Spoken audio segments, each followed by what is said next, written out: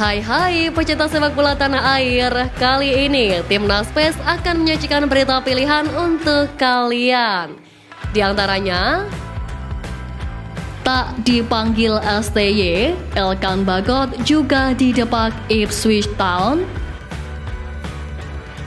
Tampil apik bersama Timnas, punggawa Garuda bakal dilepas klub Belanda. PSSI buka suara soal rumor Kevin Dykes dan Ole Romani. 4 tahun latih Timnas, STY akui banyak menangis.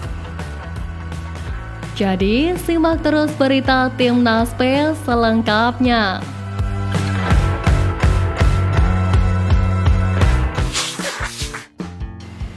Media asal Inggris yang bermarkas di kota Ipswich, East Anglian Daily Times memberi statement mengejutkan soal masa depan pemain Timnas Indonesia, Elkan Bagot. Mereka menyebut bahwa Elkan Bagot tidak memiliki masa depan bersama Ipswich Town yang berstatus klub promosi di Premier League musim depan.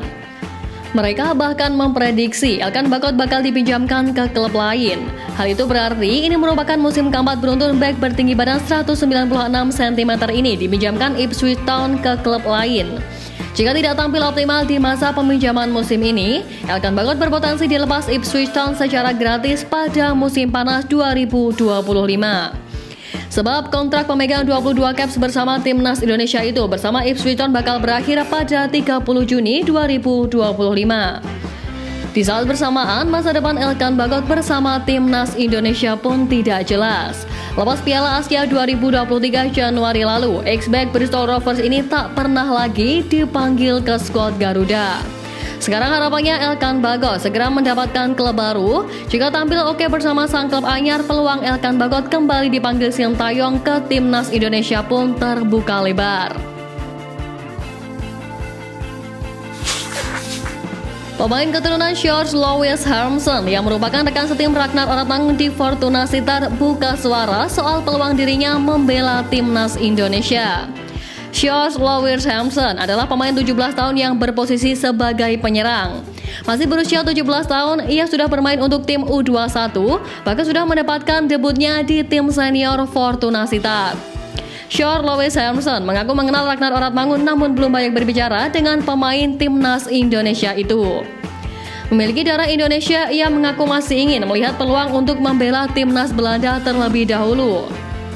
Untuk saat ini aku belum tahu karena tergantung kapan juga kalau aku nggak bermain untuk Timnas Belanda. Aku akan lihat untuk ke Indonesia, ujarnya. George Louis Harmson juga mengaku mengikuti Timnas Indonesia dengan menonton video pertandingan.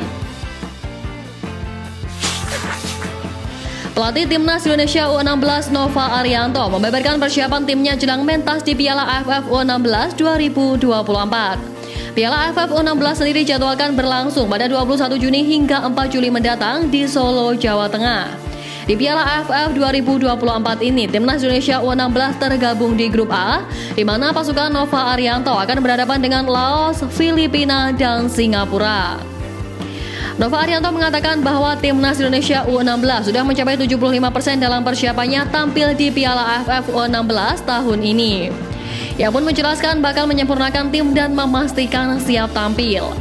Asisten Sintayong itu menjelaskan bahwa skuad Garuda Muda sudah menggelar 7 pertandingan uji coba, namun Nova Arianto mengatakan konsistensi masih menjadi masalah di timnya. Sebagai juara bertahan, Timnas Indonesia U16 pun memiliki beban berat untuk tampil di Piala AFF U16 2024. Selain itu, Timnas Indonesia U16 juga sedang mempersiapkan diri tampil di kualifikasi Piala Asia U16 2025. Kabar mengejutkan datang dari media Belanda Football International yang merilis artikel berjudul FC Groningen sedang mencari solusi untuk Van Veen dan Oratmangun. Artikel ini tidak lepas dari performa Ragnar Oratmangun pada musim lalu yang dinilai kurang memenuhi ekspektasi. Ragnar Oratmangun tidak bisa mengandalkan peluang baru di FC Groningen. Pemain yang dipinjamkan musim lalu itu tidak muncul dalam rencana Groningen untuk tahun sepak bola baru. Tulis Football International. Tampaknya catatan statistik membuat FC Groningen kemungkinan bakal melepasnya. Sebagai penyerang, Ragnar Oratmangun belum mampu mencetak gol dalam 79 penampilan di Eredivisie bersama 3 klub yang berbeda selama 3 musim pada 2021 hingga 2024. Sejauh ini belum diketahui klub mana yang akan jadi pelabuhan baru Ragnar Oratmangun. Namun dia masih memiliki 1 musim kontrak tersisa bersama Groningen. Sebagaimana diketahui, Timnas Indonesia merupakan satu-satunya negara Asia Tenggara yang lolos ke putaran ketiga. Baik Thailand maupun Malaysia tersingkir dengan cara yang miris. Thailand mengumpulkan 8 poin dari 6 laga, sama seperti Cina yang finish kedua di belakang Korea Selatan pada grup mereka.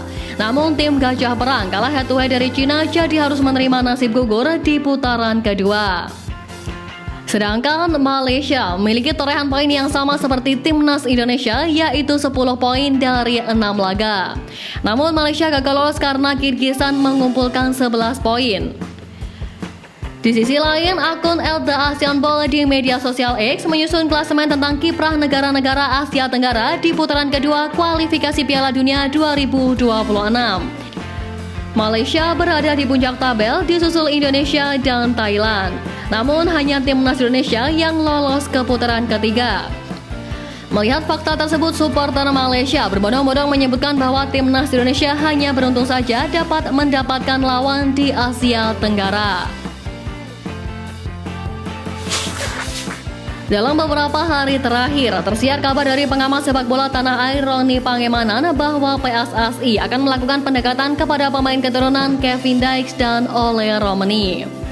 Rumor ini mencuat seiring kesuksesan Timnas Indonesia melaju ke babak ketiga kualifikasi Piala Dunia 2026.